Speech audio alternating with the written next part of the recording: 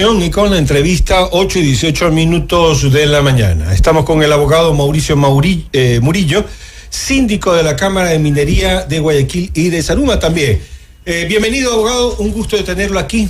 Realmente ha sido una preocupación muy especialmente para los de Radio Élite, que hemos tratado de transmitir la preocupación de los ciudadanos en Zaruma. Lo que viven en Zaruma realmente es difícil, con la situación en los socavones, etcétera. Y creo que de alguna manera, con los ministerios, etcétera, han llegado a algún acuerdo para resolver estos problemas. Buenos días amigos, buenos días amigos oyentes. Efectivamente, el sector minero en la ciudad de Zaruma es muy productivo. Ambos cantones, Zaruma y Portobelo, se dedican desde muchos años atrás a la minería.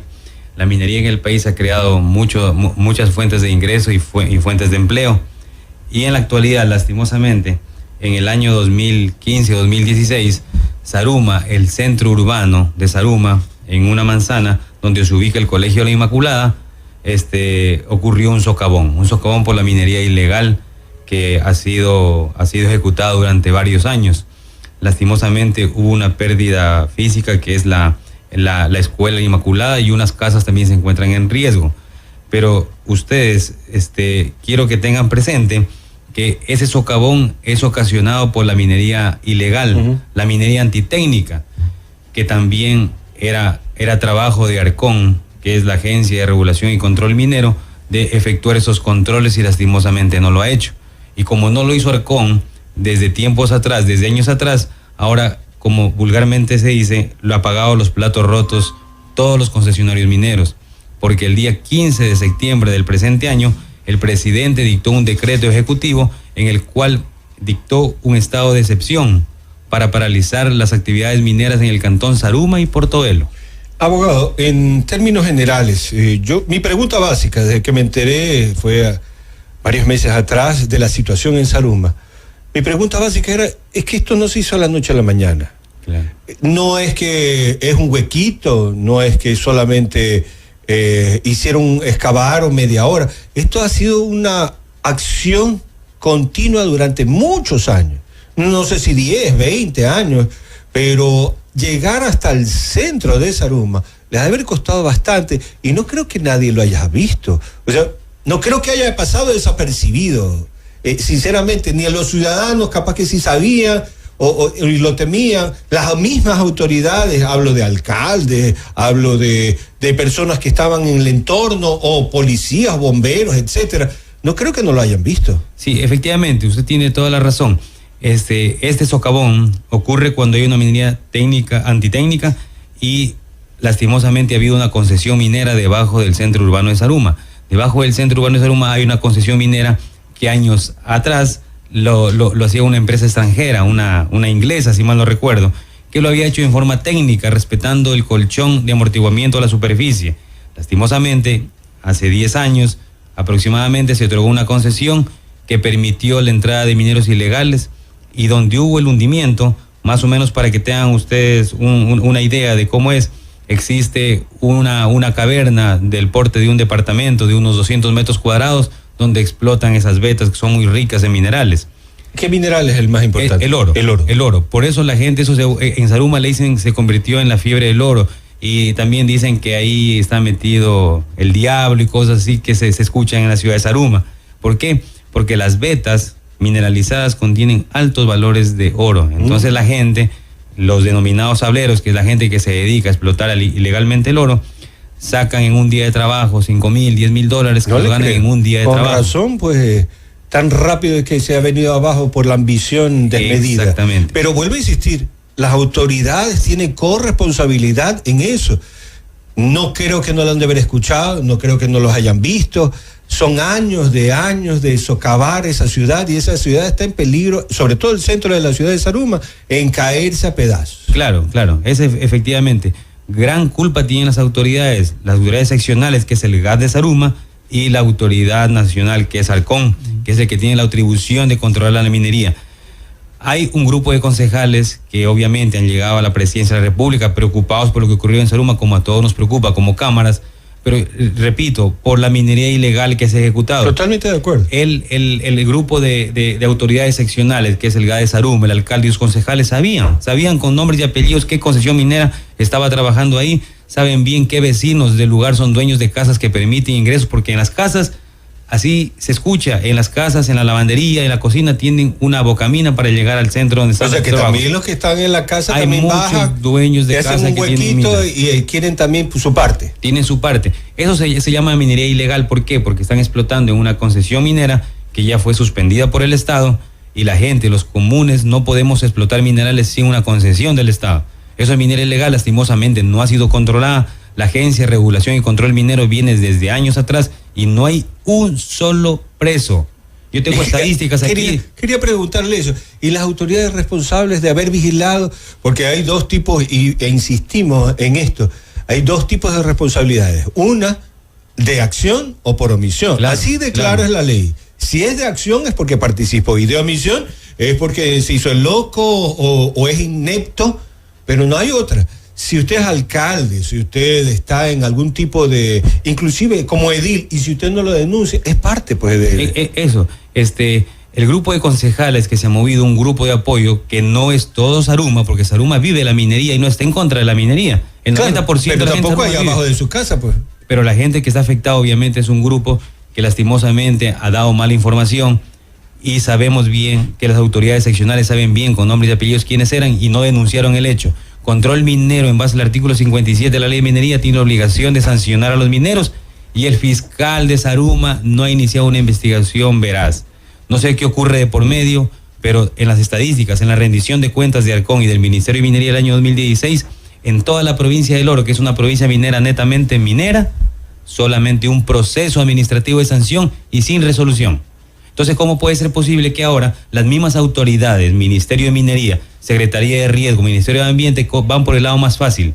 Como ocurre un riesgo en el centro de Saruma, suspende la actividad Saruma Portobelo sin importar las miles de fuentes de empleo que se quedan ahí, y que ahí, obviamente, por la culpa de Juan lo paga Pedro, o pagan justos por pecadores, pero no se ha hecho un análisis técnico y eficiente.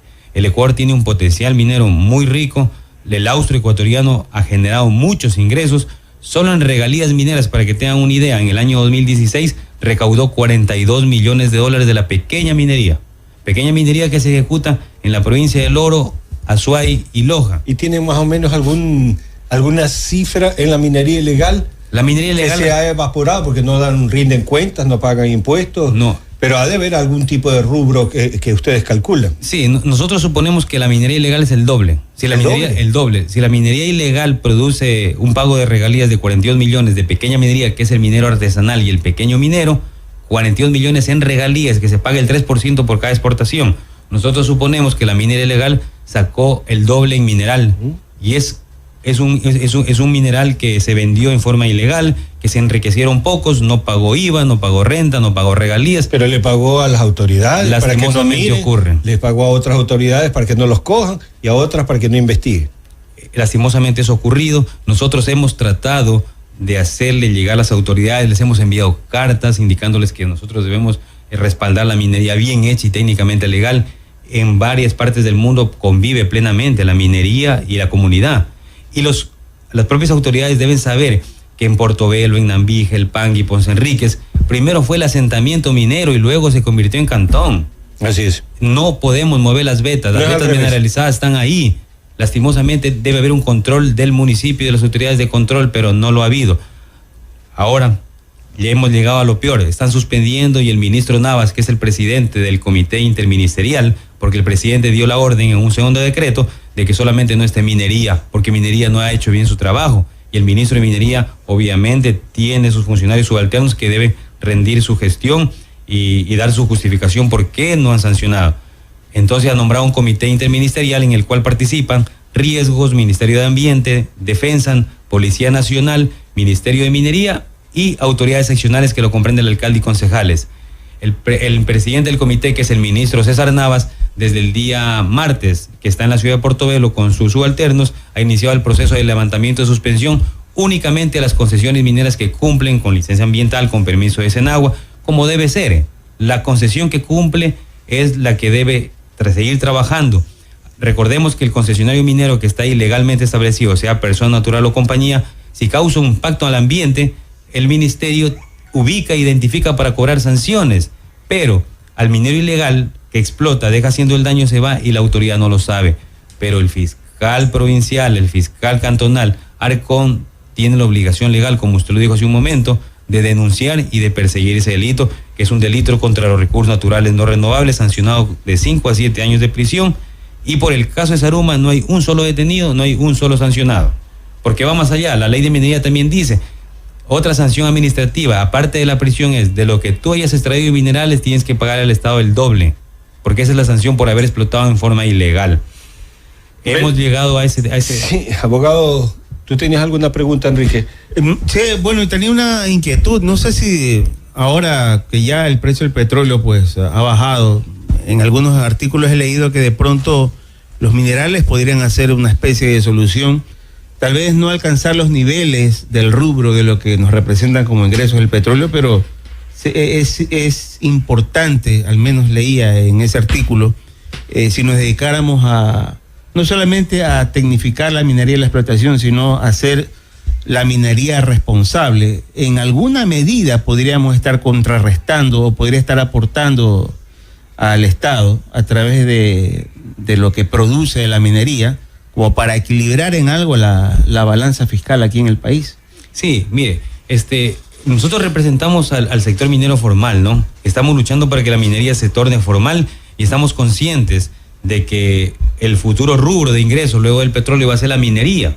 Un país cercano como el Perú, que es el segundo productor de plata en el mundo y el quinto productor de oro en el mundo, nos ven de cerca a Ecuador como un potencial minero, siendo un país pequeño, y nos dice, ustedes han sido un país bendecido por Dios. Primero porque tienen una minería en túnel, que es una minería menos contaminante. Y a veces al metro 20 de profundidad uno encuentra ya la veta de oro para llevar el cuarzo y para poderlo explotar.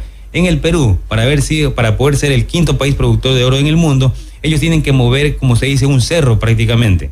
Tienen que moler 2.000, 3.000 toneladas diarias, cuando en Ecuador se puede moler 20, 30 toneladas, ya tienen mineral. Entonces eso debemos aprovecharlo. Las regalías mineras deben pagarse, que es un rubro importante. El impuesto al valor agregado se escurre y no lo recauda el Estado porque no ha hecho un buen trabajo el SRI respecto a la minería. Y en impuesto a la renta y en patentes de mineras, que son bastantes impuestos que graban el sector, pudiese recaudarse mucho. Pero como lo habíamos manifestado, de la minería legal que se refleja de las exportaciones en el Banco Central, el doble, hasta un poco más, se entiende que es la minería ilegal que no tributa un solo dólar. Como Cámara de Minería hemos hecho gestiones para que se reúna el Ministerio de Minería, el SRI, para que tomen la mejor medida, para que tomen los mejores incentivos tributarios. A partir recién del 2018 se va a dejar de gravar la venta de oro, que actualmente está grabada con IVA. Uh-huh. Y al momento de haber estado grabado con IVA, la gente se obligaba a vender sin factura y se le iba un valor inmenso al Estado. Nosotros decíamos que efectivamente se gestione para que hagan las ventas de oro sin IVA, pero así el que vende oro va a tener una utilidad muy grande en el año y al final va a pagar impuesto a la renta y es un tributo que lo va a cobrar el Estado. Otra cosa más, mis estimados amigos, es de que el 2 de octubre nos dieron un balde de agua fría con la pregunta número 6 de la consulta popular. Ha sido una lucha sin cuartel para darle un beneficio a la pequeña minería. Recordemos que la pequeña minería es capital nacional. Un extranjero no puede ser pequeño minero. Uh-huh. El extranjero viene para invertir en los grandes proyectos que hay actualmente de los ingleses, canadienses y de los chinos. Y que está bien que el país los promueve y todo, pero la comunidad del Ecuador debe saber que ningún proyecto minero ha sacado un gramo de oro. No tiene fuentes de empleo. Cuando un proyecto minero de pequeña minería de Zaruma y Ponce Enríquez tiene 300, 500 trabajadores directos, produce, las empresas pagan de 500,000 a 1 millón de impuestos a la renta, pagan regalías. El ministro de Minería sabe perfectamente de que el Estado ecuatoriano, el que produce en la actualidad y genera ingresos, es la pequeña minería de capital nacional, la que todos los días está luchando para sacar adelante su empresa. Los grandes proyectos solamente están en papeles porque todavía solamente han iniciado procesos de exploración y no han comenzado a producir. Ojalá y empiecen a producir, como dicen, en el 2021, pero si ustedes ven las noticias de años atrás, pasan alargando, que en el 2017, que en el 2018 y no arranca ningún proyecto. Efectivamente, sí. La pregunta número 6 de la Asamblea, de la Consulta Popular, habla de que se debe prohibir la pequeña minería en todo centro urbano.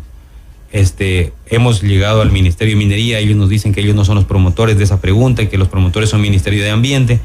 Nosotros quiero que tengan presente algo muy, muy, muy serio para el Ecuador.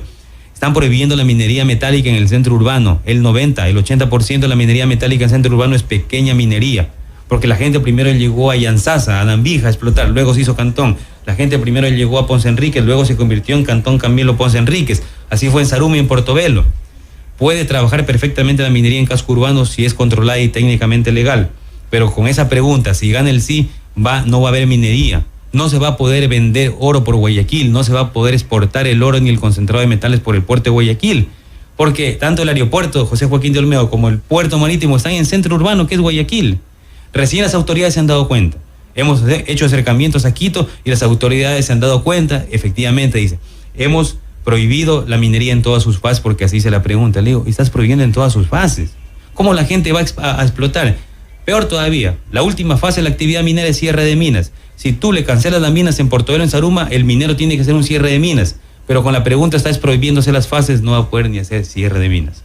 Entonces yo pienso que ha habido un mal asesoramiento, pienso que el presidente no ha estado bien asesorado. Pero todavía no están todavía aprobadas, así que pueden cambiar inclusive en la Corte Constitucional. Sí, ¿no? la Cámara de Minería Cantonales, la de Zamora, la de Piñas, la Cámara de Machala, el día de hoy la Cámara de Guayaquil ha presentado la figura constitucional o jurídica, amicus curiae, para entrar como compareciente perjudicado por la resolución que vaya a tomar la jueza ponente Tatiana Ordeñana en el trámite de control constitucional.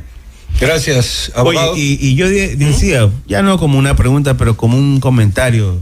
Qué lástima, ¿no? Porque, por ejemplo, Chile es un país que no tiene petróleo, pero sin embargo se mantiene a través del cobre. Sí. Y también de la explotaría. Minería abierta, ¿no? Y lo que nos señala también nuestro entrevistado esta mañana, el caso del Perú, de igual manera.